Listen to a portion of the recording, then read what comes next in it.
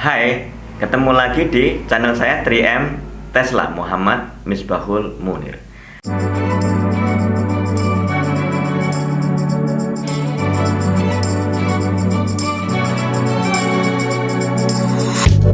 Kali ini kita akan membahas mengenai dibalik nama DOC atau Deolcik, anak ayam umur sehari.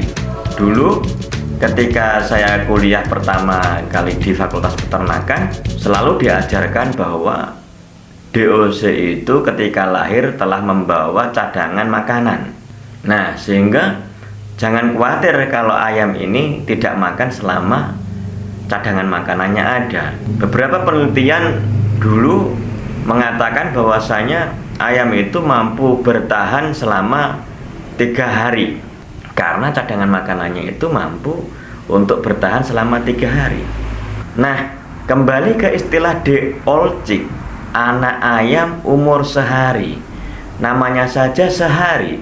Sehari itu paling tidak 24 jam ya, bukan 12 jam dan tidak lebih dari 24 jam. Sehingga kalau anak ayam umurnya lebih dari 24 jam, berarti anak ayam ini bukan lagi Deolcik karena ia waktunya atau umurnya melampaui batas 24 jam.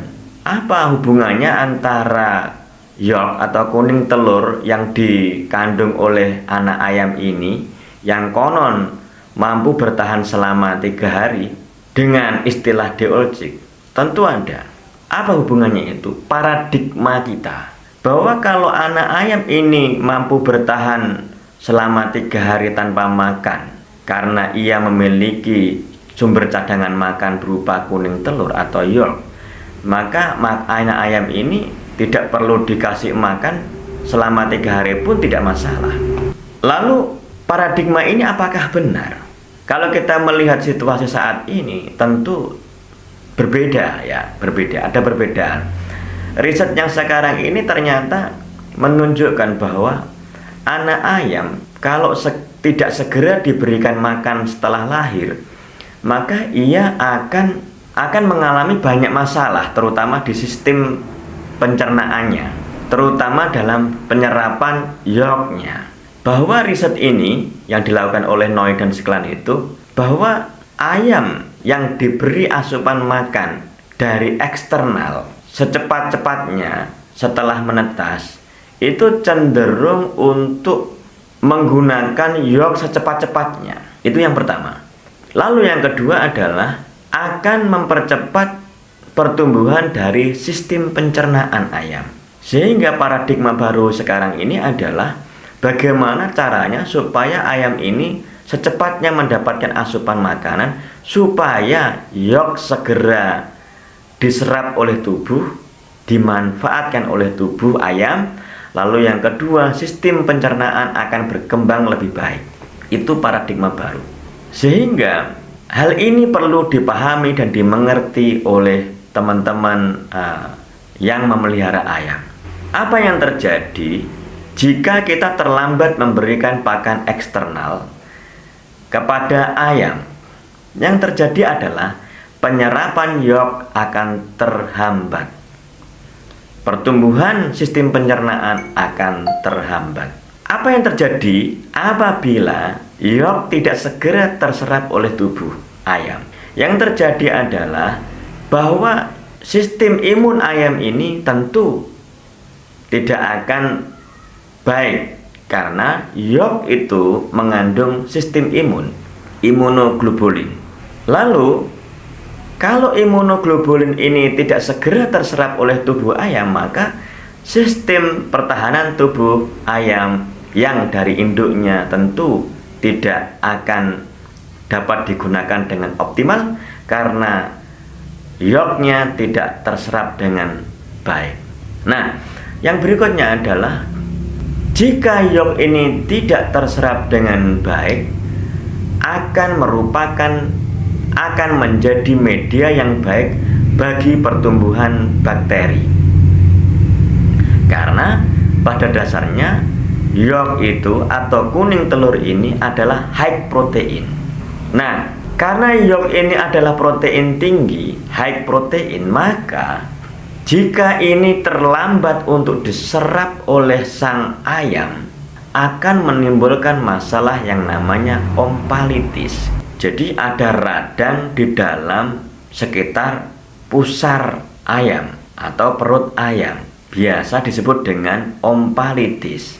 Nah, secara umum ompalitis ini bakterinya adalah coli. Apabila ada radang di dalam tali pusar, tentu akan membahayakan sang ayam, dan ini bisa menimbulkan banyak masalah kematian dan masalah-masalah ikutan lainnya. Sehingga apabila kawan-kawan tidak segera memberi makanan kepada sang ayam karena ada penundaan waktu, baik itu akibat distribusi maupun penanganan di dalam kandang, tentu akan mengakibatkan masalah bagi ayam, atau dengan kata lain penurunan kualitas DOC. Kenapa? Karena ada keterlambatan penanganan terhadap DOC. Kalau begitu, pemesanan terhadap DOC itu mestinya minta supaya secepatnya setelah lahir dikirimkan ke kandang. Nah, mungkin DOC ini mirip dengan roti ya, yang tanpa pengawet.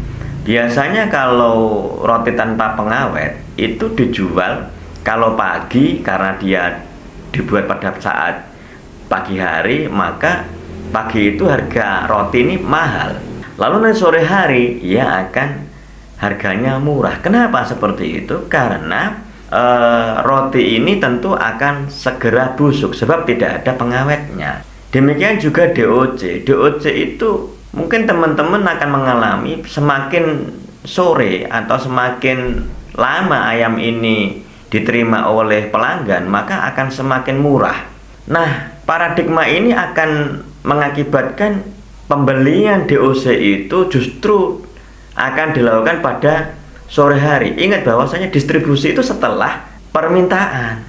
Jika teman-teman peternak itu mintanya itu terlalu sore, maka distribusinya tentu apabila jarak jauh ya tentu akan melampaui 24 jam. Padahal yang terbaik adalah penerimaan DOC itu ya pasca menetas segera untuk di delivery. Sehingga jika kita ini membeli DOC, ya sebaiknya mintalah pada pagi hari atau 1 hari sebelum menetas, sehingga kita akan menerima ayam ini akan sesuai dengan namanya, yaitu DOLCIC.